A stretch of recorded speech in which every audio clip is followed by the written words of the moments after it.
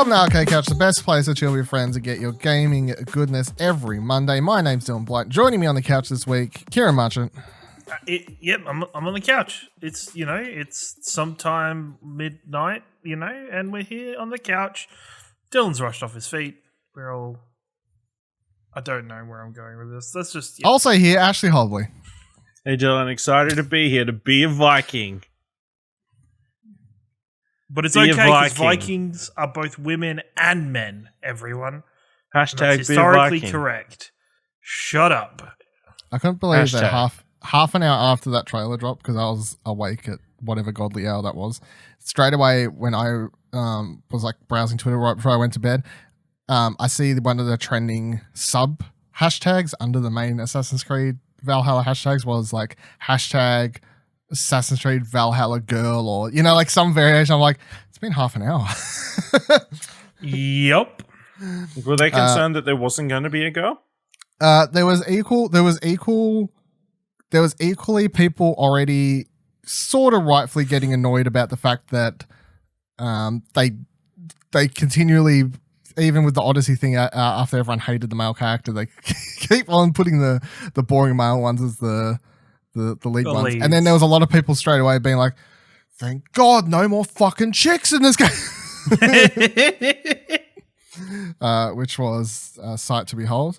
Anyway, of course, today on the show, we're going to be talking about Assassin's Creed Valhalla a little bit later. We'll come back to that. Got a brand new Apex character to love, and we got Cyberpunk is actually going to be coming to Australia. So pop your party poppers and do some hard drugs, everyone. Don't actually do drugs. I didn't encourage you to do drugs. All right, first, I got a couple reviews and one preview I'll talk about. So firstly, I put up a review for Predator Hunting Grounds. I gave it a 5.5 out of 10. I said, diehard fans of the franchise will find enough here to please, especially when playing with friends. Playing solo can lead to some truly exciting gameplay when all the elements come together, but those matches aren't the majority. There's love for the franchise here for sure. It just needed more time in the oven to produce a quality product of that love. So even though I gave it a 5.5, I would say my enjoyment level on like the same out of 10 scales would be higher than a 5.5, because even amongst all the issues with that game, which continues to be, even after I've published my review and I've still played more, I played it again since then, it's still just got lots of bugs, lots of missing content that could help the whole package come together better, and all these sorts of things. I talked about it a lot on Platinum Explosion this week, so if you want to hear me talk about it more, go listen to that and go read my review, of course. But I would say at the moment, definitely do your research and read some reviews and stuff before you commit to the Predator thing. Or if you have friends, that's my one key thing on this. If you have a friend group that you know you'll be playing it with, you probably just will get a lot more enjoyment out of Predator, because much like how we all played Friday the 13th, you'll kind of just look past the dodgy elements of it. These games, or these kind of games, always kind of suck at the start, and it's a really bad thing the fact that it continues to trend this way. That these kind of I don't even know how to describe them as a genre. Is it like they're called asynchronous multiplayer? Okay, asynchronous multiplayers that they always seem to just have really bad launches. I can't remember one even all the way back to the Evolve set the standard. Evolve, yeah. Even back to Evolve. Evolve sucked when it came out. And it turned into a completely different game by the time it came to free to play. So it'll be interesting to see what happens with Predator Hunting Grounds, and if it can continue to be a $60 title or something at the minute, or I think it's 55 or something like that. Yeah, or if it, like many others, is going to transition over to free to play, or I can see it being a prime example for your PS Plus game of the month, or being part of PS Plus game of the month, because it's not on Xbox, is it? It's only PlayStation. Sony published it. It's on PC though. Yeah, it's on PC though. But yeah, I can see it being on your PS Plus monthly free games at some point. So that I think that'll be maybe the most interesting time to play it will be then. Yeah. It is on PC. It's on Epic Game Store only. Is the key factor there, of course.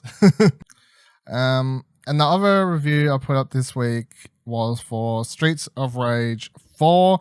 I gave it an 8 out of 10. I said Streets of Rage 4 is a fine-tuned beat-em-up just like they used to make them, that's been brought to the modern era thanks to the inclusion of new features that make the franchise more accessible than ever before. Long-time fans will have hours of fun replaying the game, chasing high scores and beating it on all difficulties with friends. New players may just want an easy experience to listen to the music, kick some ass, and take in the gorgeous artwork and design. However you decide to play Streets of Rage 4, it's going to be a fantastic time. So I didn't have this on my radar at all and had no intention of playing it. Then it came out day one. They were like, Shadow Drop, it's on Game Pass. I'm like, okay. Like, that was not part of any of the marketing or even, as far as I could tell, talked about until release day, at which point they're like, yeah, it's on Game Pass, PC and Xbox console Game Pass, go for gold. And I'm like, okay, well, I guess I'm checking out Streets of Rage 4 now. So I sat down to play it, and I originally booted up with the intention of playing like a couple stages, getting my feel of the game, and just being able to come on here and be like, hey, Streets of Rage is out. Yeah, it was okay. Like, don't know if I'll play much more of it. Ended up beating the whole, playing through the game twice over like 5 hours. I sat down and just played Streets of Rage after only wanting to play a couple stages. So I think that says something to how fun the game is. If you enjoy a beat 'em up, it is definitely fun, and you kind of just get sucked into the zone with it because headphones on, the music is amazing. I've been listening to the soundtrack pretty much nonstop when I was at work today. I just had it on loop. So I'm in love with the soundtrack at the moment, and the soundtrack is a big part of these sorts of games because, of course, the gameplay itself is repetitive by nature. All you're doing is moving left to right, side-scrolling, beat 'em up.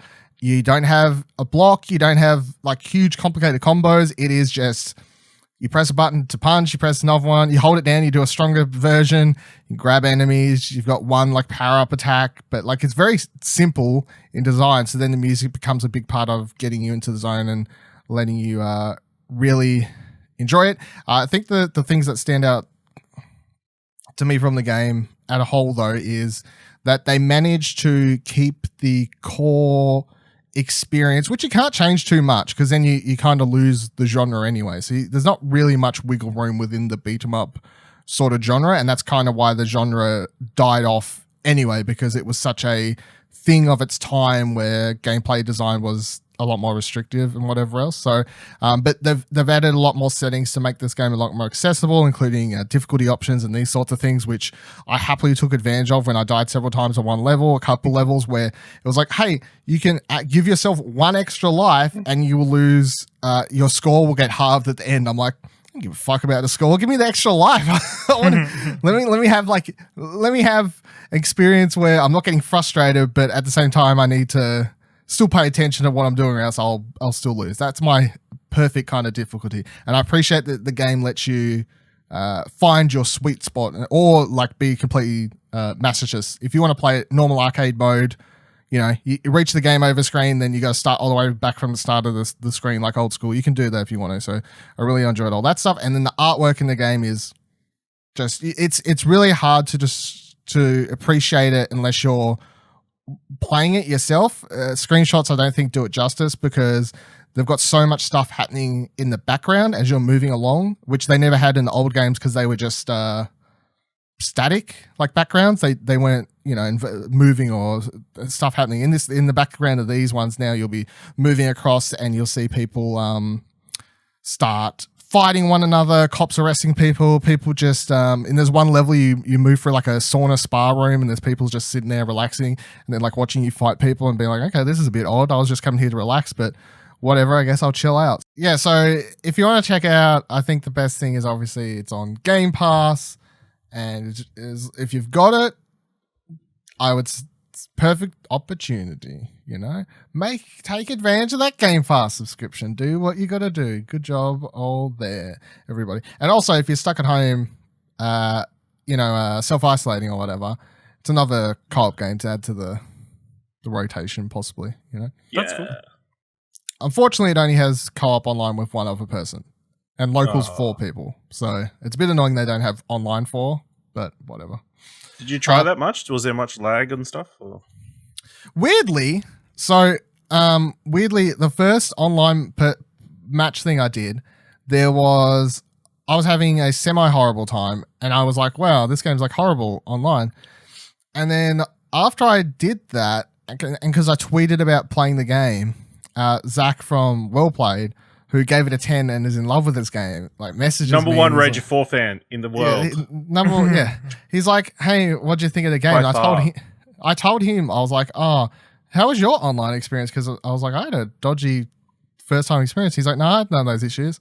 So then I went back later that night and I had jumped into one random, because you could just bring up a thing, like join a random game. You can join people's games as long as they've got them set to open. So I joined another game, played through that for a little bit, joined another game, played through that a little bit. None of them had issues. So I think I either had just a random one-off experience, or that person I was originally playing with just had like terrible internet, and maybe because they were the host. Like.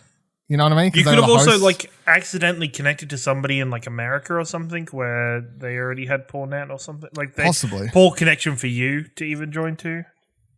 It was like the frames dropped to 20 at the highest. And in a game like this, that became very noticeable, especially after playing it in single player and having no problems. But anyway, originally I was going to give it as a big negative, but then I put it down to not being the case because I had several other matches that were fine. Internet issues rather than so and then given the fact that Zach told me he had no issues, I was like,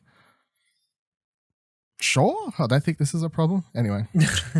The other thing I'll talk about quickly is I put up, there'll be a preview up on the website for Wayward Strand.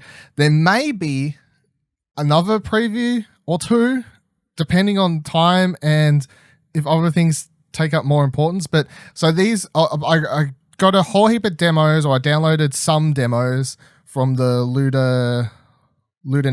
LudoNarraCon? Yep, which was on... Last weekend. Not the weekend that we just passed, because this is on Monday, but the weekend prior is when it was on.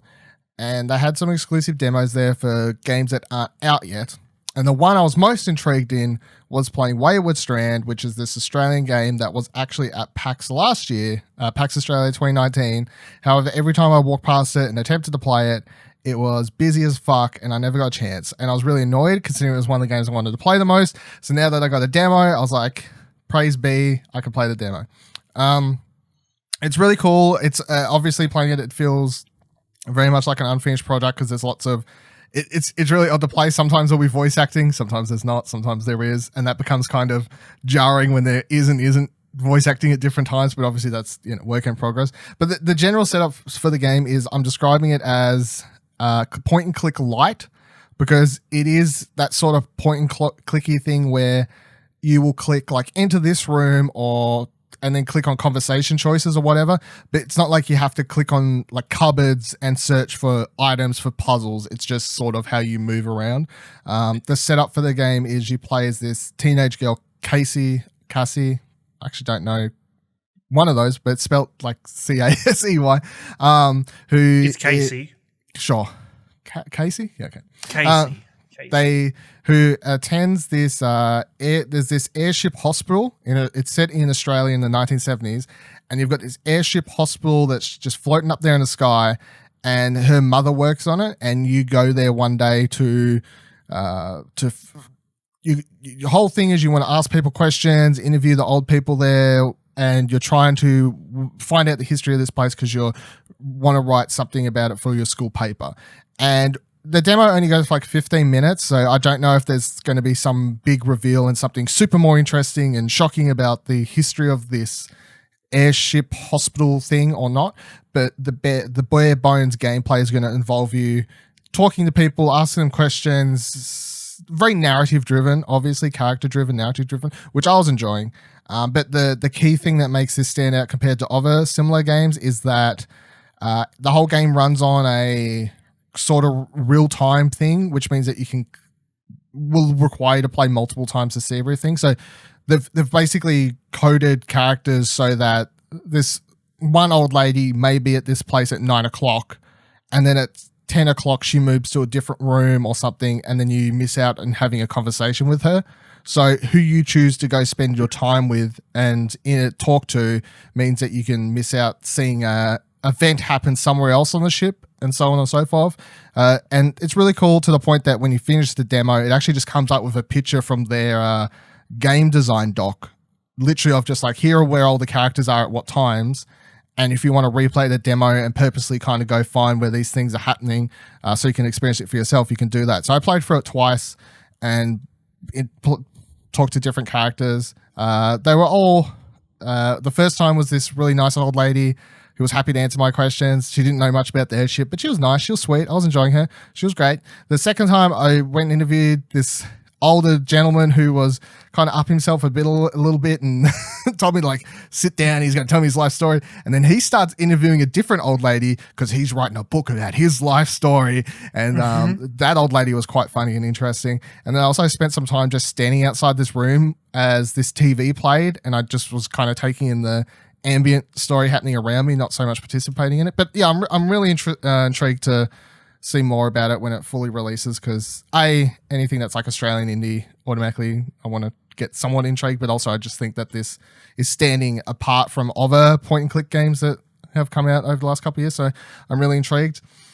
Yeah, and then the other two I got, which holy fuck, I'm mental blanking on their names, which I don't want to spend too much time on because, as I said, I'm not sure if I'm going to write anything for them, not because I got time-wise. All right, so the first one was Suzerain.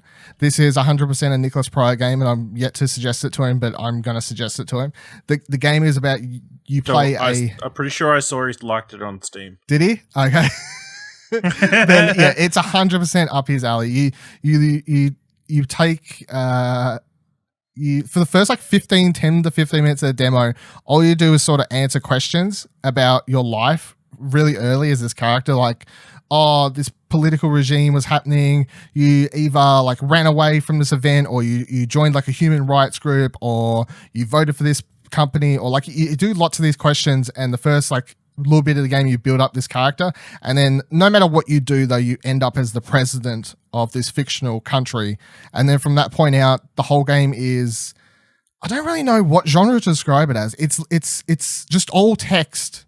So like you'll attend a meeting, and the meeting will be about where to spend money. Like, do you want to spend more money in schooling? Do you want to spend more money on like the army or what have you?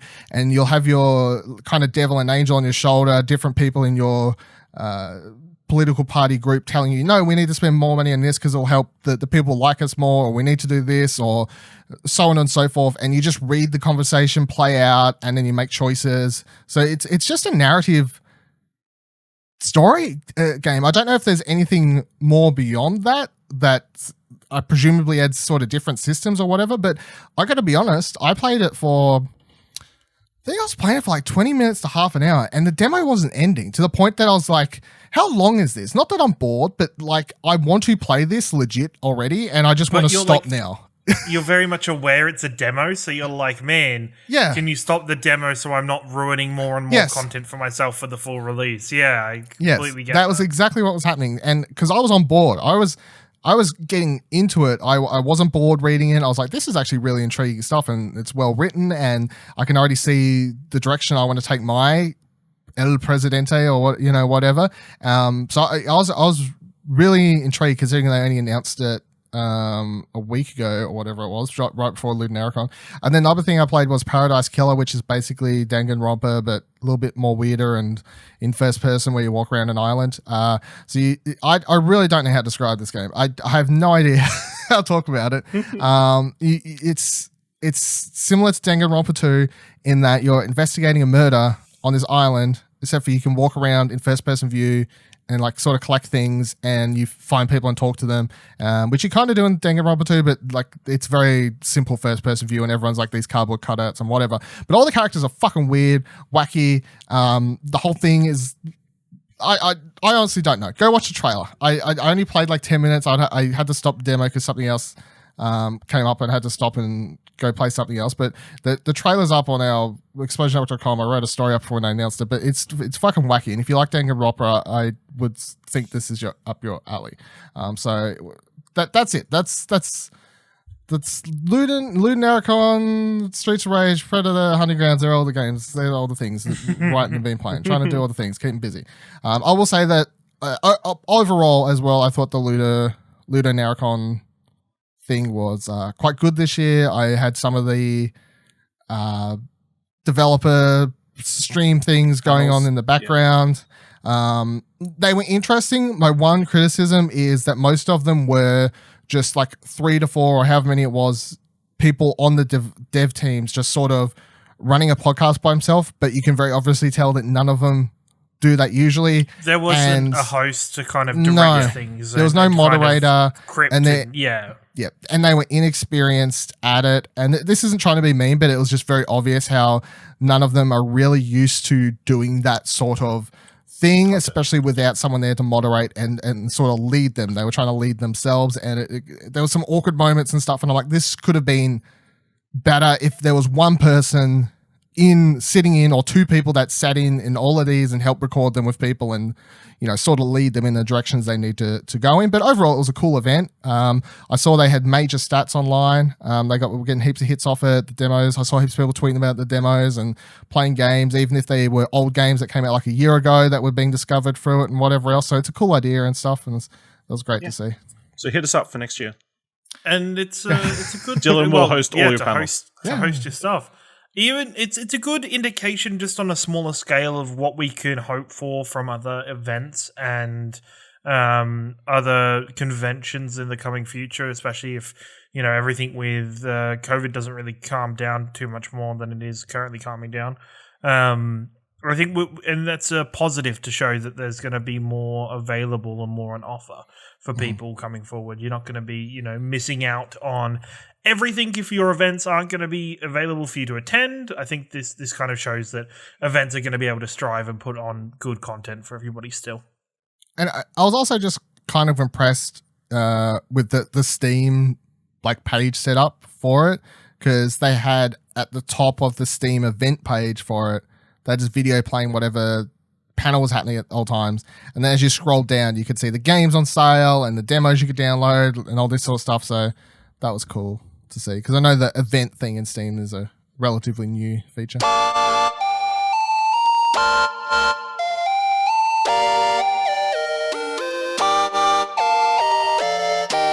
right, let's get into some news for this week. So first things first, not much to discuss with this, but a little bit of a heads up.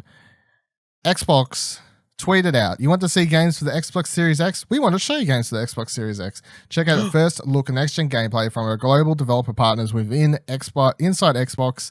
I think it's, I've got the American one open, but I think it's 1 a.m. Friday our time is what it works out to be. It's 8 p.m. PT off the top of my head for what they said. It's 8 a.m. PT, May 7th. Thursday, May 7th at 8 a.m. PT, but I think that's like 1 a.m. Yeah, something like that. Yeah, I think it's something crazy. Early. Yeah, it's not that. It's not like. Yeah, I think 1 a.m. is a good time, because then it's like 2's always like, oh, that's pushing it. 3 is like, oh, that's 3 is the worst in my opinion. 3 or 4 is the worst. So is that 1 a.m. on Friday? I think so. Yeah. Oh, I believe. Okay, good. Yeah, so that's fine. I'll just stay up for that. That's not like having that period. 1 a.m.'s just, I'm fine. I'm good. Stay up. Yeah, good to go. Just power through, stay up. I'm interested to see how much effort and presentation they put into this, because Inside Xbox isn't always the best, most well presented kind of show or showcase that they ever put on. They're often just kind of a bit like a mishmash of just random videos kind of slung together. Also, asterisks for all that, it will be like the last Inside Xbox they did like a month ago. That was recorded with them all from home, so this will be the same. Yeah. So hopefully there's a bit more effort to kind of pre-record and direct it a little bit more, and to kind of, you know, make it look, you know, more presentable. Less awkward banter, more gameplay. And I hope, you know, it'll be interesting to see. It's interesting that they're doing this now, like a month out from the scheduled time period of E3, where we would think there would be a big showcase by Microsoft. To see, it'd be interesting to see exactly what games they are going to show now. Well, the key thing, first look, global developer partners, which basically means third-party games. So their big Xbox thing they could do around the E3 period time, more in-depth console, show the console, new network features about the actual console, features we haven't talked about for the console, first-party developed games for the console, second-party developed games for the console. You know, like there's still plenty there as far as I'm concerned. Yeah, And the other thing worth pointing out for this, for people who are like, yeah, I don't give a fuck about Xbox. Do you care about PlayStation? Do you care about Nintendo? Because this, if it is just old third-party games, this is just revealing potentially as well PS5 games, or even games that could be coming to Switch as well that have PS5 and Xbox Series X versions. You don't know, like. I think it's also very interesting. It's interesting for even fans outside of the direct community responsible for the console to see how that team or how that development group is going to handle a partnership with Xbox going forward. Because I always find it very interesting to say what games are giving exclusive content to what console, and I think that kind of dictates how the devs are going to be, or the console team's going to be going forward. Because as we saw with PlayStation in this kind of cycle, PlayStation kind of went out there and they continually got exclusive or timed exclusive content for their games. Whenever there was your Call of Duties, there's a whole bunch of games. Like, my brain's too frazzled for me to really bring individuals up, but like they always had like even Destiny and stuff where it had like time specific raids where this raid would be available just on PlayStation for a period of time. It'll be interesting to have Microsoft do that a bit more this year. We know there's going to be one, presumably one, and we're going to talk about it more later in the show, of course. But yes, Assassin's Creed Valhalla first gameplay is going to be during this Xbox thing, and also it seems that plus the fact that if you stayed up to 1 a.m. to watch the reveal trailer we're going to be talking about later, that ended with a Xbox logo. So it seems that Ubisoft is in bed with Xbox, at least as far as Assassin's Creed goes. So, which I think is exciting for Xbox fans, especially. I think it's exciting because I think I can't consider myself a sole Xbox fan, but I think Xbox fans, it's been going through so much where Xbox hasn't got these kind of exclusivity items, and it'd be really interesting if they did with Assassin's Creed to have like exclusive missions or available items and stuff like that. That'd be cool. Yeah, I do wonder if Xbox is probably going to go harder on the third-party relationships just to kind of come out swinging for this generation, because it worked well for PlayStation for the PS4, where they were like, yeah, we don't really have any games, but like we got Call of Duty exclusive shit and this other exclusive shit, and like that's what we're going to do. We're going to make people pretend these games are exclusive to us because the trailer's going to end with the For the Players logo, and then everyone's going to be like, oh, it's Sony exclusive. So if you've got Assassin's Creed trailers ending with Xbox and whatever, and the other interesting thing is that like when I watch that trailer, it comes up Xbox at the end. Straight away, of course, I'm like, okay, I need confirmation. It's not on anything else. But you can't. But a lot of people who don't have that thought process are automatically going to go, oh, it's Xbox exclusive.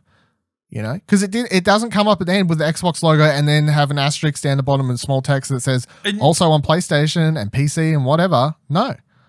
And also, it'd be crazy then again to go, it won't be for Assassin's Creed. I don't see them doing this for Assassin's Creed. I think it'd be crazy for them to do so.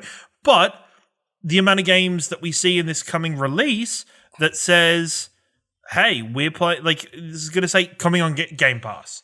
This is going to be out on Game Pass. I would be interested if a large portion of games we see at this reveal next week says Game Pass or is involving Game Pass within it, to kind of show how much Xbox is going all in on Game Pass, even for the next generation console. We've already had, for Assassin's Creed, it's been announced that for Xbox, it's going to be like a one-time license for everything, where as soon as you purchased it, you can play it on your Xbox One. You can play it on the new Xbox. It's one license for you can play it on everything. So I like that they're already kind of big on that, and they're already a third-party game advertising that. So I'm interested to see how many more games are doing that going further with Xbox's partnership with third parties. Which fixes and that was my biggest complaint about the upgrade system between the PS3 and PS4 generation, where as much as I wanted to play Black Flag, I ended up waiting the month or month and a half, whatever it was, because I'm like, maybe I would have if I could have started it and then transferred my save over and just got a game upgrade for free kind of thing. But no, I would have had to start again, pay $20 to upgrade it and whatever, like so much hassle. So yeah, that's good stuff. Ash, have any other thoughts on this, the thing next week? No, I think sooner we start excited? hearing next gen stuff, the more exciting. Yeah, there you go. Get hyped in the chat, everyone. Poggers, whatever they say. Ashley's going to be an Xbox fan in the next generation, everyone I can call it now. Loves Game Pass. Loves it. Massive, biggest fan. Massive Game Pass fan. So, press start writes, Cyberpunk 2077 has been rated R18 plus in Australia with no censored parts. Earlier this week, the Brazilian rating listings, they don't call it like a ratings board. Anyway, for Cyberpunk 2077 was found on the internet. The game was rated for having drug use, drug trafficking, prostitution, among other things, which would lead any Australian to be worried about the game successfully receiving a classification in Australia. The good news is that GameSpot received confirmation that the game had in fact been rated R18 plus in Australia without any changes. And we've just had confirmation of the fact that Bandai Namco's local team, which also provided updated local pack shots for the game. The Australian R18 rating also calls the game out for having high impact themes, sex, violence, and refers to sexual violence. The full list of things from the Brazilian rating for the game are as follows: weapons without violence, hinted use of illicit drugs, weapons with violence, description of consuming illicit drugs, derogatory language, verbal aggression, sexual pleasurement. Love a bit of sexual pleasure. Violence acts, exposure to death corpse, sexual language, blood, description of illicit drug consumption or trafficking, sexual exploitation, nudity, prostitution. So, Kieran, how do you feel? I feel like you're the one who. Look, what I'm going to say to our listeners and or video watchers and everything. Get this game as soon as it comes out. Get this game as soon as it comes out to avoid the rating board bullshit of them randomly taking it off the market and being like, nah. No. We missed that part in the game. Damn, it's... Yeah, like, we damn missed it. That massive penis that flopped around on the screen at the start of the game. There's just something that some Karen has found while their son or daughter has been playing it, and they've just, they have complained about it. They gets taken off. Just buy it. Make sure you have your copy so they can't take it off you. But God, you know what? When I saw the article come out to say, it's going to get an R18 classification, I was like, yeah, no duh. I was surprised there wasn't stuff that we were going to get forced to get censored in this. Because for Australia, we have these random censorships in games that are just not allowed in our freaking borders. So I'm happy that it got approved as an R18, but it's still being very realistic to just, as I said, buy the goddamn game on launch day just in case anything happens. Yeah, I can get down with this advice. Ash, what do you think about this? Do you love a bit of sexual violence?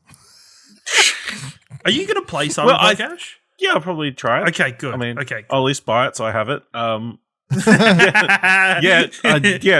definitely agree. We should all definitely buy it day one. But we should also stop all talking about it, so no news about the game gets to the rating board, so they don't remove the rating before the game comes out.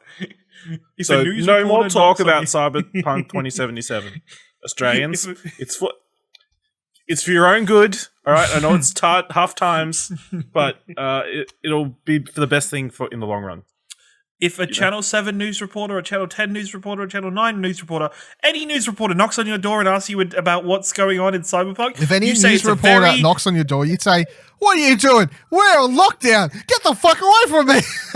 also that. But if for some reason you're buying your copy out in the world and they fucking corner you outside the EB Games, say it's a very educational experience. Say you're learning a lot about being a good member of society and you're going to be doing as a positive force because of this game within our society. Just stick to those kind of guidelines, all right? Stick to them. Don't say anything dumb. Please. God, we're totally getting... There's totally going to be news stories about Cyberpunk when it comes out. I'm already... God, there's always going to be pictures of, should your children be playing this game? No, they should not. It's R18. I walked into my 9-year-old boy getting a penis implantation. And apparently gave him superpowers in the game. He gave him a double jump. His entire hand was penises.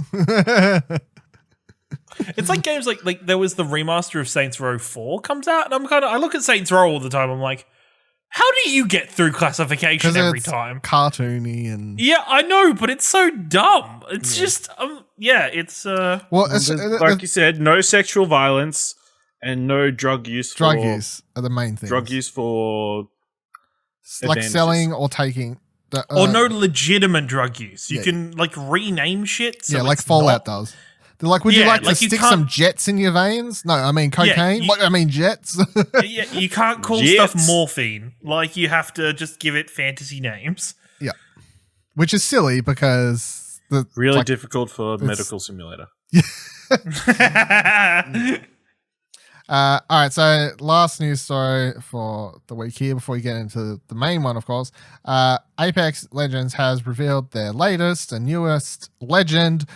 This was exactly who all of the Apex fans were expecting, but it was cool nonetheless to see. So our latest hero is Champion, whatever the fuck. I always it's a Legend. hero, Champion. They're called Apex Champions, Dylan. Champ. Don't say heroes. It's because you played League of Legends. Shut up. So the latest champion is No, Loba. League of Legends is champion. Whatever. So Shut don't up. use that as an excuse. Shut up. Heroes is Overwatch, right? Yeah, Overwatch, whatever. We're talking about Heroes is Apex. Overwatch We're talking and about Dota 2. we're talking about a good game here, Apex Legends. Are we though? Yeah, we are. It's a great game, best game Yeah. ever. So Apex Legends, they've introduced a brand new hero, Loba, right? Introduced via a animated, not their full on. One like they released for Bloodhound last month. This is one of the stories from the Outlands videos, which they've done a couple of now, but they're not as full on as the like the Bloodhound one. They're more 2D animated, a bit Yeah. more lower. Not saying they're quality, bad, whereas- but No. they're different to the They're a Bloodhound. bit more stylized. It's like in the game that it's kind of copying, Overwatch. They have animated shorts and Yeah, story. because Overwatch was the first game to do animated cinematic man, but events they did for it any well characters. because there's some Overwatch's animated shorts are some Pixar level shit. Everyone, so as I think I said recently, watch them. They're great. Oh, watch the one for Loba, which is what we're talking about now. They, but the because I know those like the Bloodhound one and all that, the 15, 20-minute ones. They've said before those take them like 6 months to a year, or like they take a very long time for them to produce. So whereas these ones, I think. Shorter turnaround potentially. Anyway, so the character Loba is this little girl. This is where everyone knew she was coming from.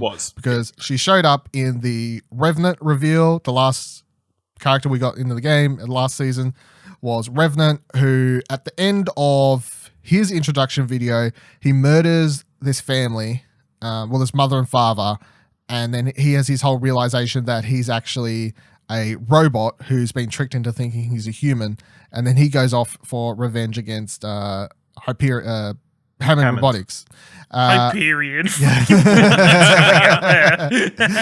it's all a tie-in. It's all a tie-in. Fucking 2K games. It's like we're suing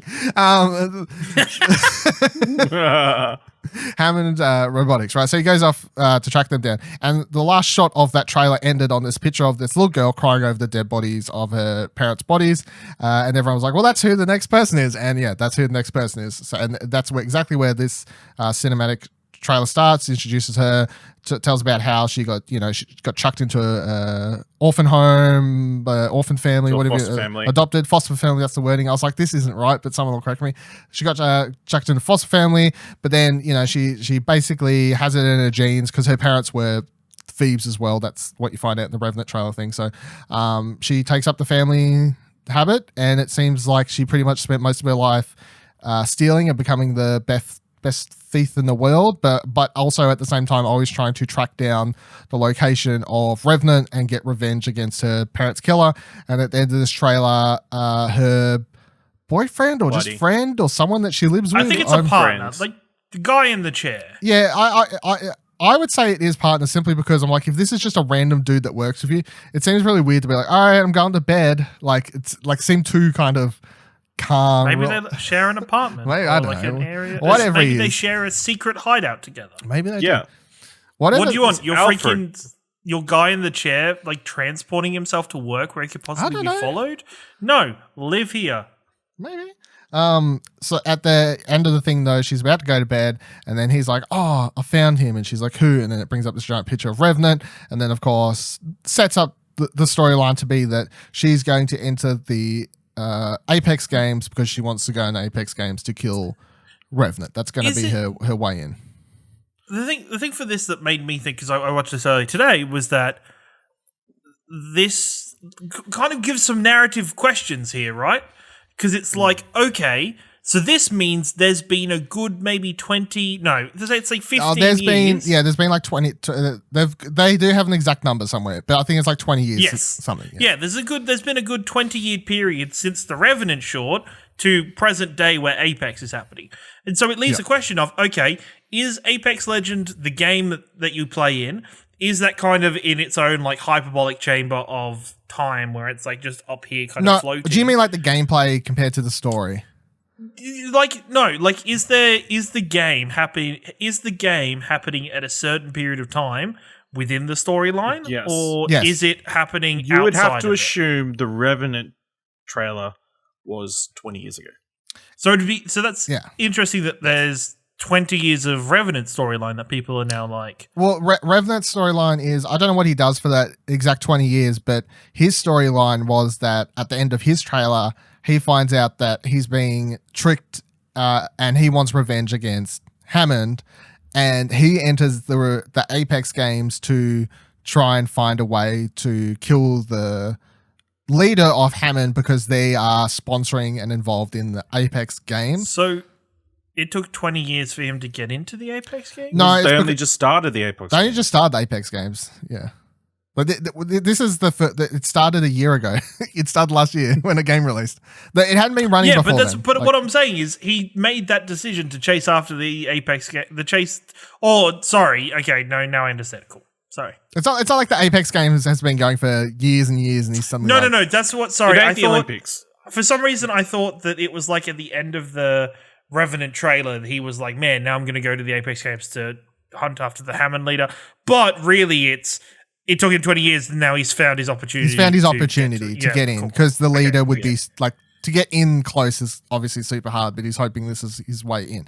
And also, a lot of the Apex games, the maps they take place on are like protected areas where you can, like, they're owned by Hammond and whatever else. So maybe he's hoping to find like a way to a secret underground lair or whatever, because you can find like Rafe's lab in one of the maps and all these sorts of things. There's lots of like story stuff built into the maps if you care about it, which weirdly over like the last 3 to 4 months I've become super into Apex's lore to the point where I as soon as I get time, I actually think the next game I'm going to go play is Titanfall 2, because a lot of the Hammond stuff and all this other sort of stuff is in Titanfall 2, and I just want to. It's a great game. I just want an understanding of the overall lore, because I'm enjoying Apex's story so much that I want to get the full picture, and obviously Titanfall 2 LA to and that. it's where like we similar in like, because with me with Overwatch is a very similar kind of thing where I'm very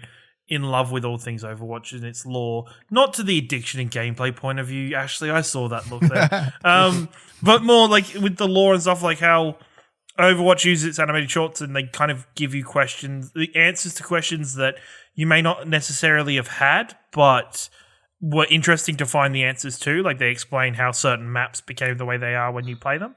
But it's interesting now that I think it should really excite Apex Legends fans who are fans of the lore, that there's now this 20-year period in Apex kind of lore that is kind of more open for people to explore and look through now.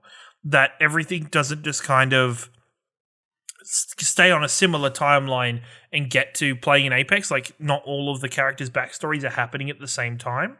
I think it shows something that you probably didn't know until this point with this reveal. No, they actually do a lot of cool things with the story. Like the reason you moved from the original map to this map was because Crypto destroyed the satellite thing on the first map. He that was basically keeping all of the monsters from getting inside. Like it was a invisible protective dome around the first map that was keeping the majority of the big creatures that you see in the Titanfall 2 universe from getting in and running amok. And then The ones that are now on the map. now on the map, yeah. But Crypto like breaks this satellite thing open, which you can find on the map. It's bowled over, and then that destroys the dome. And then the people running the game is like, well, I guess we got to go find this other map. So then they move everyone over to this other map, and that's a funny video to watch if you can find it as well, because Octane's literally playing Titanfall 2 inside this ship as they travel from one map to another, and then like you got all these characters in their little rooms doing their exercises. They go. They have so much character in this game if you watch the all the cinematic cutscenes, sort of stuff. Ash, how are you feeling about? What do you think of Loba though? How are you feeling? Yeah, I mean, she seems interesting. It's like a thief kind of thing. They've got like some data mined information out there if you're interested about what kind of ability she's going to have. She's going to have some form of teleportation, is what it seems. Some teleportation, and like it seems like she'll be able to see through walls for loot and that kind of stuff. But yeah, so we'll find out more probably in the next week or so. I think it's on the 6th our time that they're doing this season 5 stream, I think. So the end of next week. So hopefully we'll be talking about it next week. Full season 5 details. Also say she is currently in the game. Yeah, I saw that. Yeah. So she'll pop up in the banners in like the character select the home screen. Cool. Just the main menu. Points. Just the main menu. She'll just poke her head behind the banners and that kind of thing, and then teleport away. Yeah. But yeah, it sounds cool. I hope there's like some kind of in-game thing for Loba if she kills Revenant. Like she's like says something specific, or you get some kind of special XP or something. Yeah. This is my my thing. SSP might be a bit broken. I'm like, don't let Loba and Revenant should not be allowed on a team together because that's just awkward. Yeah. Well, that's the thing with it, where you're like with games where they're like, okay, we've set up these factions and people don't like each other, but players can play them together on teams. It's like, yeah, you just kind of have to put it to a side. Yeah. I mean, I've had to deal with it before because I remember when they added Kha'Zix to League of Legends. And they introduced him, and his story was he was Rengar's like sworn arch enemy. And in fact, if Rengar or Kha'Zix killed each other in that game, they actually would get a special unique buff for killing the other one. But you could play both those characters on the same team. It was like, okay, this is weird, but whatever. Anything else, Ash? Yeah. Not much else. The Apex Legends has teased a little bit as what's coming in Season 5. Interestingly, they're going to be adding quests. It says, hunt for treasure and answer to the new season quest. Those who complete the journey will be richly rewarded. So whether it's like you have to, each legend you get to complete, have to find certain things like, or something. It'll be like bounties, right? From Call of Duty, right? Quests? No, it'll probably just... No. I mean, what's the difference between a quest and like your battle pass normal missions is the key question. You know, like what separates them? Maybe it'll be more like that Bloodhound thing at the moment where you do the trial thing. Oh, yeah. Or like there's special secrets around the map that you have to find. Possibly. To unlock certain things. Which, I mean, we'll find out next week, but it could be interesting. Yeah, so looking forward to unlocking another 100 plus levels of Battle Pass again. Have you maxed out this? I'm at 105. Okay, see, and you've got a week to go still, or whatever. A week, yeah. Yeah, so you're good. I hit max battle pass of like 2 weeks ago after being like, I wonder if I'll max this battle pass out. My baby's first battle pass max. Oh, yes. Yeah, oh, Dylan, good on you, got mate. Good on you. $15 worth. Got my 2 flatline skins. Fuck yes. Go ham. Now I've got enough gold to find next season. I'm pretty sure. Yeah, I think I do too, or close to it. But most importantly, I've got enough in-game currency that I can buy Loba for myself like 10 times over at this point. So they need to add something else that I can spend that shit on because, for fuck's sake, it's so much. Bring back Forge. That would be a cool surprise. What? Zombie Forge comes back? Forge shows up. In case people don't know what we're saying, Forge was the originally revealed champion who was going to be added in for Season 4, who they then in the clip for him being introduced for the game. Yeah. Right at the end, the power cuts in and out. He's being interviewed, and then Revnik comes up and slits his throat, and they're like, "Yeah, jokes. That's actually your character." So good. What a great moment in gaming history.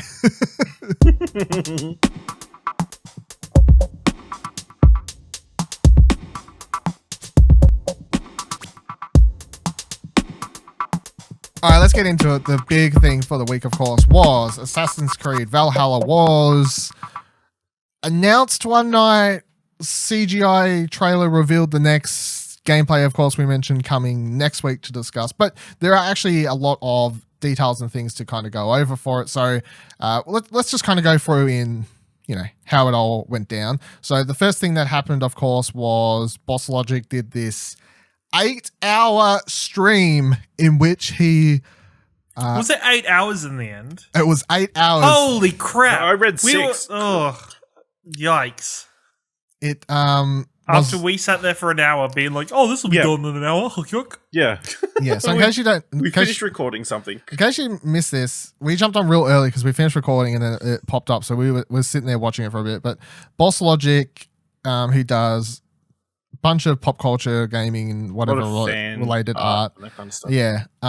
He did this creation, which, by the way, I found out reading Press Start in a short interview of him, but he actually has a team. Several times he's like, me and my team, me and my team, me and my team. So I thought it was just one dude. Cool. But apparently he has a team, so there you go. Maybe as somebody that compiles all of like the composite kind of pieces and everything. Like just because there's a lot of stuff he used. Yeah. Like there's a lot of stuff. Seems like a big project for one dude to do. Anyway, so he created this artwork over a very long period of time on Twitch that everyone sat in and watched. And at the end, it was revealed the game is Assassin's Creed Valhalla. The artwork is really cool. It has on the left, it's water, mountains, boats coming in, which is representing the Vikings, of course, traveling away from. It's a more kind of glacier, Icelandic kind of environment to it, where the type of landscape you would see and think Vikings of. Like you would see that kind of snow, kind of ice, kind of peaks that you kind of just kind of connect. It was reminding me of Skellig in Witcher 3, actually. There's a lot of people that are like, this reminds me of Skellig so much from different screenshots and stuff they've released, where there's one particular one that looks like a really kind of, it looks like it was pretty much exactly the same as a location in The Witcher in Skellig. So well, I'm pretty sure Skellig is just inspired by Vikings anyway, so that's why it makes sense. But it's funny how that's what my brain automatically and so other people's brains automatically go to. And the right side of the picture was England, somewhere wherever the fuck they are. But it's very bright green, and you see these two sides fighting, the English and the Vikings, of course. And then in the middle they had sort of a body shot of our protagonist. The next day at 1 a.m. Australian time, they revealed the official first trailer, and we got a whole bunch of information about the game, which IGN has put into a nice little dot point form, which I'll go over in a second. But firstly, how did we all feel about the reveal itself and then the trailer, Kieran? I thought the reveal was a really interesting way to do it. I thought, even though we were only there for an hour of that stream, I thought it was really interesting for us to, as a social thing, us to discuss what what the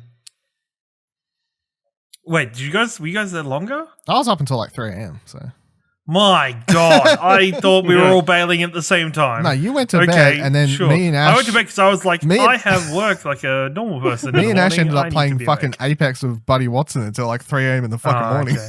My God, which I'm pretty sure tabs on it. I'm pretty sure I dragged like that. I felt bad because I felt like Ash was like dying, and I'm like, yeah, this happens. Yeah. No, it's fine. So I thought it's a good social way of like us discussing what it could be, discussing like at several points throughout the stream we saw like the his file explorer on his PC, what he was using as reference points for his picture, and that had plenty of kind of names of places that we kind of could look up and research, and it was a lot of Scottish places, so that's why at one point we were like, man, is this Assassin's Creed Braveheart? and Ashley was going back and forth on what exactly that could be. I thought just going into that and then going into the animated, like the actual trailer, my God, that trailer is hype. Like, I don't think I have watched a trailer and be more engrossed. There's a moment in the trailer where you think who you believe the protagonist is going to be is about to die, and he pulls an assassin's move, and he's got his fucking hidden blade, and it's like I was like really like to use a wrestling term, I popped for that moment. I was like, that was awesome. Like, that was great. Like, I didn't see that coming. It did look like he was just dead.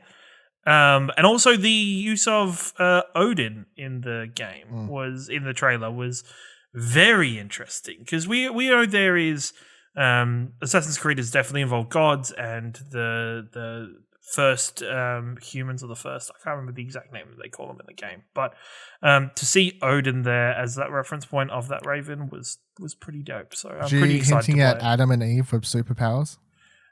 Yes, Yeah. yes, indeed.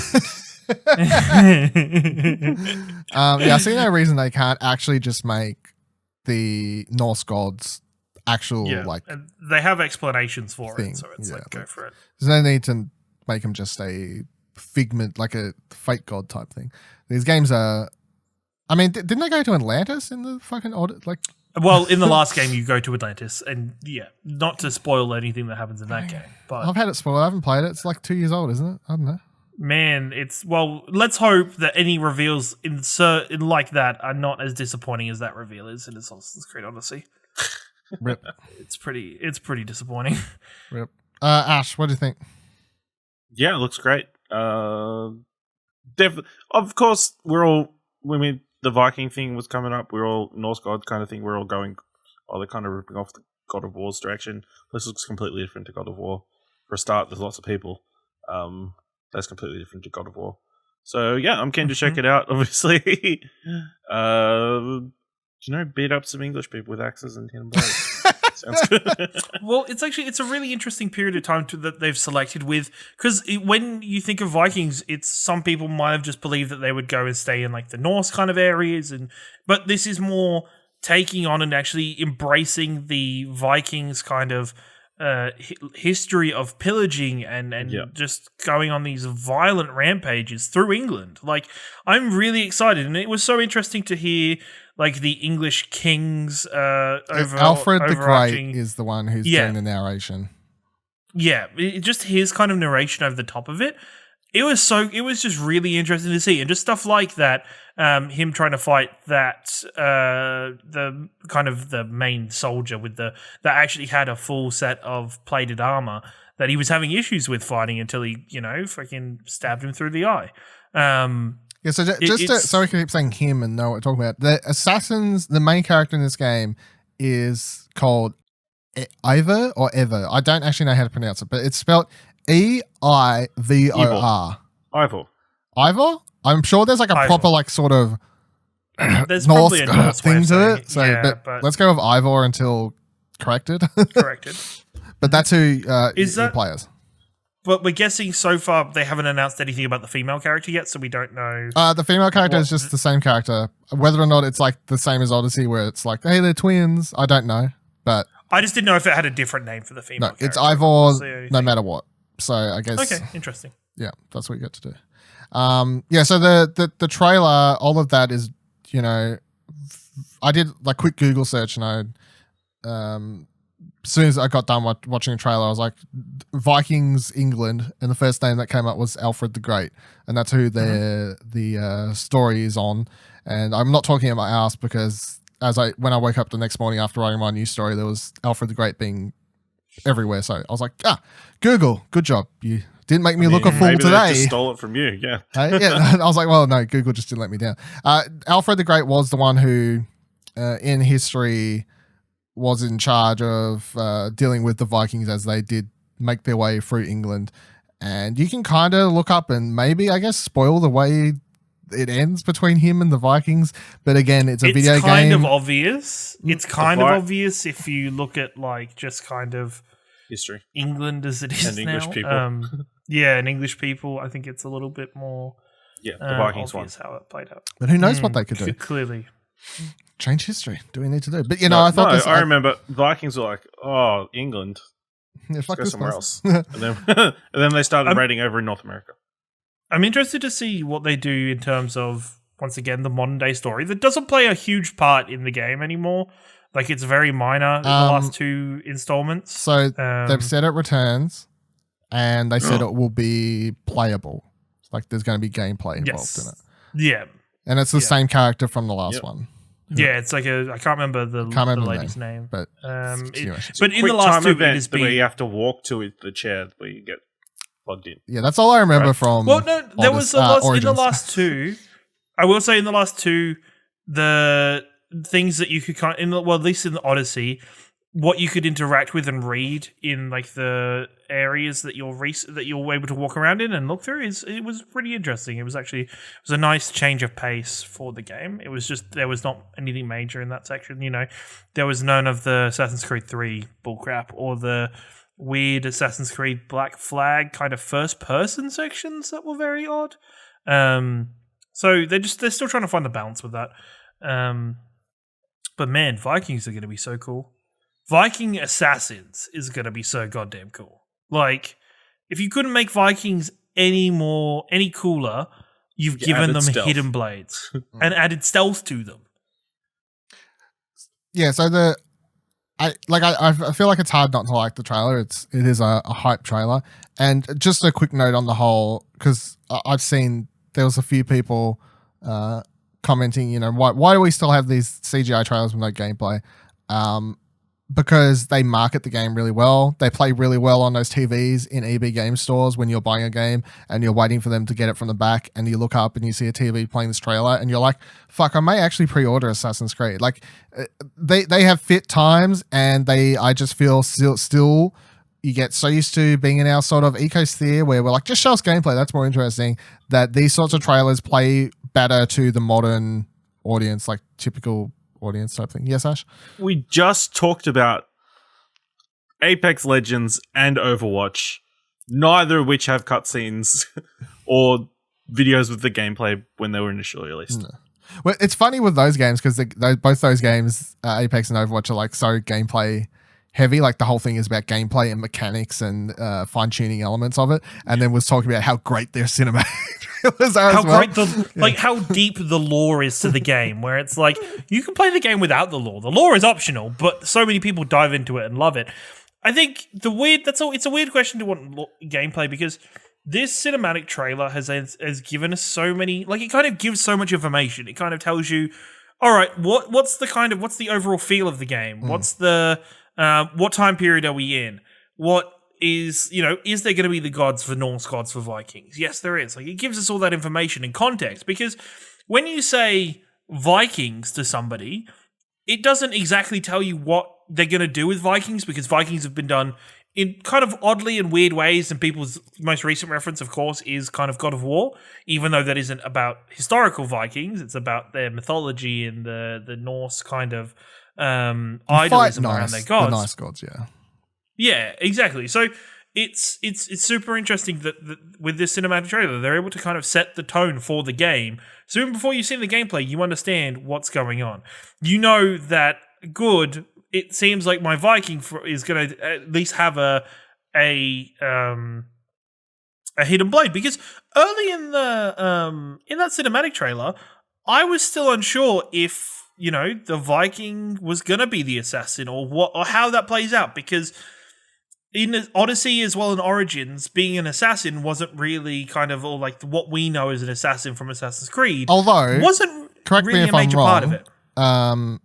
Like Odyssey, no hidden blade, but Origins did have a hidden blade, right? Correct. But Origins, it took a while to get to the hidden blade. But you still got it, right? So you still got it eventually, yeah. But Origins, didn't have one, or maybe it was very late and I just didn't get that far into the game. But as far as I'm aware, I don't think it did. I think that's why it was such a big reveal in the trailer as well. Not only just like a story thing of, hey, look, this is an assassin, but also for like people watching it, look, he's got one.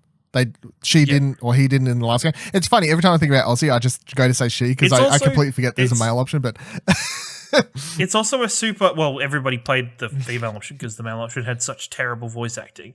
It's also interesting that in this one, it's very minor, but I think a lot of Assassin's Creed fans will find it funny that the way the gauntlet was fit, the hidden blade was on the opposite side of his arm, so there's no need for losing a finger. There's like the big thing everybody's always on about is, well, you have to lose a finger if you want to use a hidden blade. Hook. But I also appreciate Ubisoft, and as I referenced at the start of the show, stamping out idiots that when it came out with, oh, why do we have to have a female protagonist? Why is that why is that a thing? Or why were there females on the battlefield? Why was that? And it's like Ubisoft instantly came out and said, hey, idiots, this is historically correct. Shield maidens were a thing for Vikings, and they revered their female warriors. Yeah, I was about to say, shut up. Anyone who's like watched or partaken in surely anything that's sort of around Vikings or Norse gods or whatever know that like they weren't like, oh, the women stay home. They were like, the women do battle too, you know? Yeah. Haven't you seen that acclaimed series, Vikings? Yeah. or How to Train Your Dragon. Yeah. Also All very females true. fighting that, yeah. You know, True. Everyone's seen that. My first Vikings for kids. It's like Right. you're just introducing, but it's just very interesting. Especially, and I love it when like Ubisoft can be like, "This is historical fact, idiots! Like, shut up and sit down." And they did it so quickly. I think they didn't let it linger. They kind of they didn't. They didn't have to fuck around because they had so many. They had previews and stuff with big outlets set and ready to go, and that was just one of the questions that an outlet asked straight away because they got to see the trailer early, and they were straight away like, "So do you reckon people are going to complain about, you know, the females and all this stuff?" And they're like, "Yeah, they probably will, but you know, shut the fuck up." And they were right. So interesting quote. Yeah. Yeah. So this IGN piece has a whole bunch of dot points we can go through for a little bit more about the game because as I said, there were a whole bunch of preview coverage posted right as the trailer dropped where we got heaps of more information about the game. Even though we didn't get to see gameplay, you can kind of get a better idea of what and how it's going to play by reading this sort of stuff. So go through. Combat has been altered in some form with the emphasis on making every hit feel impactful. To me, that reads as Viking game. It's going to be more God of War-ish type combat, I guess. You know, like heavy combat, not light combat. Sort of. I would say I would use do more damage. Yeah, I would use the word more brutal. Like it's going to be more that kind of hard hitting. On the next point, that includes giving players the ability to dismember and decapitate. Decapitate? Decapitate? I can't. Decapitate? So, really? The thing is, sometimes you're like, catch me on one word, and I'm over here talking my fucking ass off, host this podcast, and I get one word wrong. Decapitate? Just shut up. Oh my god, Dylan. Decapitate. Yeah, so you're going to be able to cut. You're going to be able to cut some limbs off in this game, which will definitely maybe we'll get banned in Australia now. Who knows? It says while assassins have two weapons at once, you could have two weapons at once before, two swords, for example. Valhalla places new emphasis on dual-wielding weaponry, with players allowed to mix and match the game's arsenal. The shield is also going to return after being absent from Odyssey. I think a dot point on that is also pointing out that the director of this game is the director of Origins. So you're going to see more Origin-like elements returning for this game that we're missing from Odyssey, including, of course, Assassin's Blade is back in this one where it was missing. Throwing axes will be available in Valhalla as one of Ivar's many weapon options. Players will traverse by sea via their Viking longship. So I'm down about that ship combat, yes. You know what I'm saying? Stealthiest ship ever. Yeah, damn right. Well, on the stealth, players can spot fortresses from the water to attack with their raiding party in massive raids. Go in, full Viking. That's cool, lads. Yeah. That's going to be so nice compared to Odyssey. There is a lot of clearing forts by yourself and just kind of sneaking around, taking things out, and then, you know, you screw up stealth and then you have to fight everybody in the fort. It'll be really cool to have a whole raiding party with you. Like just kicking down the door and charging in. On top of the raiding parties, you're going to have, I guess like Odyssey, large-scale land battles will also be part of the story, though it's unclear if they'll function like Odyssey's army battles. I would guess it would be somewhat similar, but obviously improved. Or you would hope improved from the... I hope so, because Odyssey's army battles were cool, but at the same time, yeah, kind of meh. RPG trappings introduced in Origins will return with new skills as well as new gear to collect. Open world activities include hunting, fishing, dice, and drinking games. Additionally, Valhalla will introduce the competitive sport of flighting, aka Viking rap battles, which this is one of the key elements of the game. This is not a joke. You are going to be able to do Viking rap battles. Yes, according to an official description for Valhalla on Ubisoft's website, the open world of 9th century England and Norway will feature common activities like hunting, drinking games, and fishing, but more importantly, you'll be able to engage in flighting. The full description reads, sail across the icy North Sea to discover and conquer the broken kingdoms of England. Immerse yourselves, blah, blah, blah, blah. Flighting, or it's better known, verbally devastating rivals through the art of Viking rap battle. Flighting was a battle of insults akin to modern-day rap battles, allowing you to quite literally add insult to injury against all those who oppose the main character, either during Valhalla's story. Flighting comes from Old English and is translated as to quarrel, and examples of it have been found in Norse, Celtic, Old English, and more writings. If it sounds like a far cry from the stereotypical activities you hear in Vikings would embark on, namely a lot of raiding and pillaging, well, you're not alone in that belief. So I'd never heard about this, and it sounds hilarious, but I love how they've included it. I've never heard of it. It makes me think of in the Monkey Island games, there used to be insult sword fighting and insult arm wrestling. Yeah, makes me think of that, and that's okay. But this is apparently a real.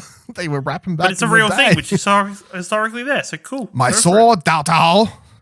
Punish you, your head small. Do you reckon if Kratos was involved, like just one of his like slingbacks would just be boy? You're a butter. Boy. Either the protagonist will have a bird companion in the form of a raven, common addition to the most recent Assassin's Creed games, although the trailer, of course, sets up that the trailer implies that your bird companion is, in fact, Odin. Well, Odin has two birds.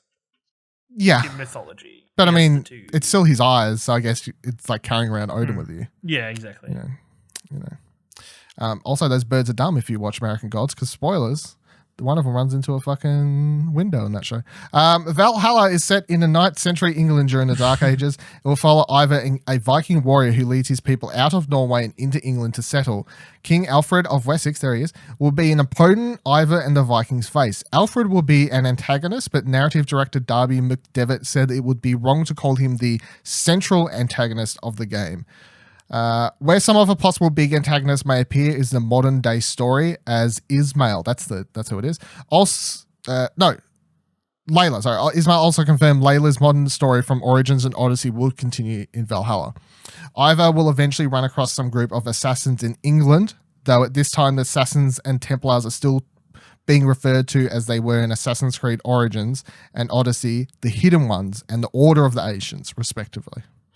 So that's how he gets them, I guess. Which I'm hoping he doesn't meet them until like halfway through. It's weird. Like I will say then that kind of makes me believe that the hidden blade is just like in the trailer is just like this is hidden blade. It's you'll have it, but you won't get it for ages. Yeah, I was about to say reading that it definitely is like you're probably not going to get it till like halfway through the game at least or something. Where was I? Valhalla's map will include Norway, which players can return to after the Vikings leave, and the four kingdoms of England, Wessex, Northumbria, East Northumbria, sure, Northumbria, East Anglia, and Anglia, Mercia, Mercia.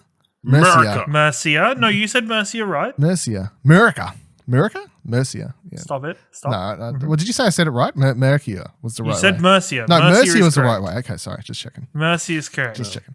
Major English cities will be included like London, Winchester, and Jorvik. Sorry. Pop down to the Winchester and have a couple of points on which there's all a blowover. Nearly missed my opportunity. If one of the English characters doesn't say that, I'll be very disappointed. And then the last thing was, while Valhalla is not meant to be the end of the series, McDevitt called it a good capper to the franchise so far and should include lots of nods to the franchise's history. Which to me sounds like they're trying to maybe treat this as a sort of wrapping up the current Trilogy? modern day story, possibly, and then the next one might be not too similar to Origins, where they try and like sort of rejig it. I don't love it. It sounds like they're just kind of half and halving, not sure where they're going with it. But I will say overall, even though Assassin's Creed Odyssey didn't seem to kind of track that kind of story the same, I like the idea of kind of witnessing the like how the Assassin's Order became a thing, like how it evolved. Like it was interesting that Origins was the the quote unquote origins of the Assassin's Creed and the Templars. Even though the Templars storyline kind of frustrated me, but that's okay. It's interesting. So I'd be a bit disappointed if they all of a sudden go, all right, that's kind of been doing that. Let's just move on to the next thing. I mean, I probably don't care because my current Assassin's Creed history is played like 6 to 8 hours of Origins. Wasn't clicking for me, so I stopped. I'm a little worried that this is the same director as Origins because I didn't love Origins. Lots of people do. Origins this, was... I don't know. Yeah, Origins was like a weird game. I don't know if I like it. Was just weird. I don't. Nothing was working for me. Odyssey, I didn't bother with because I think there's lots. I wanted to play it. There was a lots on. There was lots on, and it had to hit it. I think it just hit the ground as the one that I couldn't.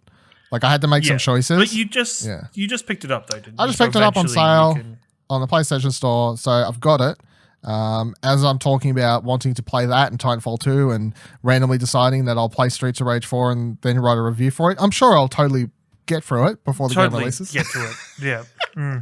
Got my Animal Crossing to play. There's my one mention for the show. There's a couple of things here. Animal Crossing. But yeah, no. Player choice, settlement, customization, and more. So like in Assassin's Creed Odyssey, players will can choose to be a male, female protagonist. We went over that. Gear will be much more customizational in Valhalla. I think they were talking about like you could draw your own sort of symbols. No, like on your gear, like add sort of stuff to it to make it stand out. Yeah. Each piece of the gear in the game will be unique. New customization options include hair, tattoos, clothing, and war paint.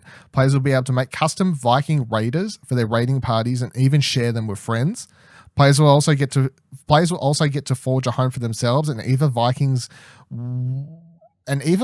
with the focus on building a settlement or evoking homestead. That was weirdly, but the settlement will Vikings.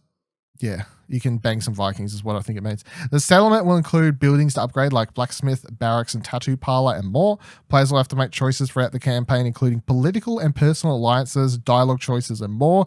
Allegiances include conducting alliance examples include conducting a marriage to unit clans, while romance options are open to the player as well. So you can sort of, I guess, force people to get married so they breed good kids. I don't know. I don't know what the exact go there is. The what was the key thing? Yeah, so like in the piece I wrote up, I pulled a lot of stuff from the Eurogamer article, and there was this one quote where it's one of the the creative director or I can't find his role here. But anyway, he said, it's your Viking village you'll see prosper and grow and which your clanmates will live in. It's at the center of your quest and the center of decisions you make. We want players to see the consequences of their actions. And what he talked about is basically, instead of being your typical Assassin's Creed game where you're going around the map, you're opening up, deleting the fog of war, constantly climbing towers or whatever, apparently you're going to settle in, you get a base at the start of the game, early when you arrive in England. And then you're going to go out and do missions and whatever, but you're always going to come back to your town and you're going to be constantly building and expanding that town, adding more people to it, adding more shops, et cetera, et cetera, et cetera. And you're going to see that grow and prosper as you do everything. So it's like no matter where you head out, you're going to kind of come back to the same place at the end of the mission. You're not going to just be traveling around a huge map, which as much as I haven't played Odyssey, I hear that a lot of people complain that it was just like too big. Man, that map's big. Yeah. Man, that map's big. It's crazy. So that all sounds great as far as I'm concerned. Anything in all those dot points stand out as anything? I think it all sounds good. I like the idea of it having that city. I think it tried to show that in the trailer itself. There was a section where he's kind of stood as your... Yeah, playing with the kids and raising up their totems and everything, all their statues. I think it all sounds very promising. Like it all sounds like, and I think we're going to once again reap the rewards of Assassin's Creed taking time off, like not feeling like they need to pump these games out for a year. They've said this has been in development for 2.5 years. Yeah, I think we're going to see we're going to reap the rewards of this again, of a game taking a break and being like, cool, we'll come back and we'll be better than ever. So I'm excited for it. I think the Valhalla or Viking period is such a great period to play in. So be excited. Ash, anything to add on the Assassin's Creedies? No, it sounds good. I like the idea of like building up your own village. That sounds like worthwhile investment of time.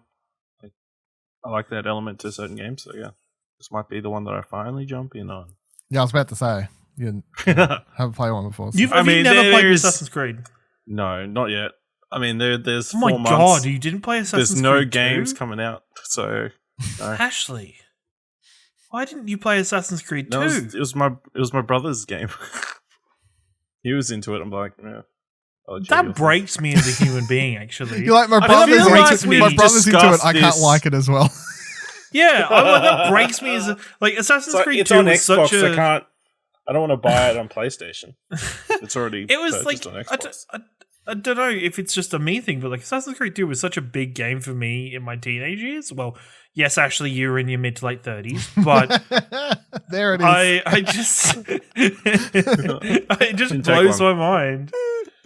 Yeah, no, Assassin's Creed 2 was me and my best friend at that time was obsessed with the Assassin's Creed, that whole Ezio trilogy. We couldn't get enough of it. Those 3 games. Revelations, not so much. Revelations was kind of bad, but Assassin's Creed 2 and Brotherhood. So good. I remember when they put out the Game Informer article where it had information about Brotherhood and was just like eating up every drop of information we could find out about the game, and like being like, you're gonna get like other assassins and you'll be able to like send them to kill people from rooftops, and it sounded like way cooler than it turned out to be.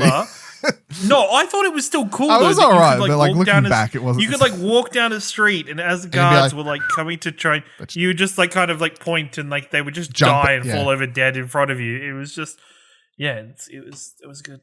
And I actually enjoyed Ezio, Desmond's story. So that was you enjoyed it until Assassin's Creed 3, and then it was like, okay, guys. I don't mind that they killed him. Like it sort of fitted, but to the point where it seems like the franchise should have just ended there, but it didn't. So that's what made it weirder. It's like me finding out that Desmond was played by Nolan North, and I was like, yeah, what? He voiced everyone in that time period. Yep. You know, everyone. So fair. Everyone. Anyway, that'll do it for this week's episode of Arcade Couch. This week's question of the show, unsurprisingly, are you excited about Assassin's Creed Valhalla or disappointed in the setting and would have preferred something else? Let us know on the Twitters or the mails. You can find us on Twitter by heading to explosionnetwork.com/Twitter. You can email us by mail@explosionnetwork.com, subject line Arcade Couch. And that'll do it for this week's episode. So next week, get excited. We'll be talking about some next-gen games. It's finally happening. Shit's finally, the cogs in the wheel are fucking turning finally. All right, so we'll see you here on the couch next week. Bye. Hey, don't forget you can subscribe to the show wherever you're currently listening, and you can drop a review if you can. Find more great shows like this and more content over at explosionnetwork.com, and please consider supporting us for as little as $1 over on our Ko-fi page by heading to explosionnetwork.com/support. Thanks for listening.